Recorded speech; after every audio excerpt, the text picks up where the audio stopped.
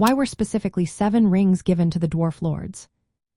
Have you ever wondered why the dwarven rings were specifically 7 in number? The answer lies in the very structure of dwarven society. There were 7 principal dwarf clans, each led by a lord. These clans were known as the Fathers of the Dwarves, created by the Valaal. The 7 rings were crafted to be distributed among these leaders, allowing Sauron to extend his influence over them. Each ring was given to the leader of one of these clans. The clans included Durin's folk, also known as the Longbeards, Firebeards, Broadbeams, Iron Fists, Stiffbeards, Blacklocks, and Stonefoots. This distribution was not random. It was a strategic move by Sauron to control the leaders of Middle-earth's races through the One Ring.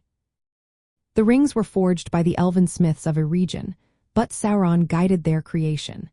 His plan was to dominate the dwarven lords, similar to how he intended to control men. However, the dwarves proved to be quite resistant to this domination.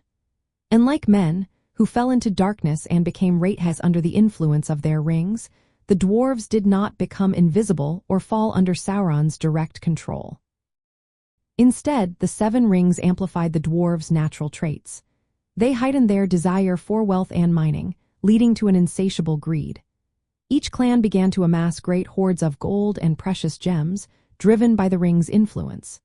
This greed, however, had dire consequences. The wealth they accumulated attracted dragons, which led to the destruction of the great dwarven hordes and the loss of the rings. Over time, Sauron managed to reclaim 3 of the rings. One of these was taken from Thrain II, who was the father of Thorin Oakenshield. The 7 rings served a dual purpose. They were tools of Sauron's influence and catalysts for the downfall of the dwarven lord's wealth and power.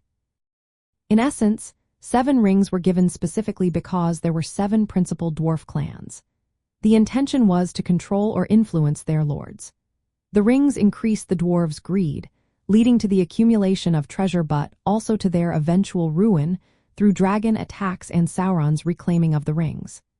This fascinating interplay of power and greed illustrates the complex relationship between the dwarves and their rings.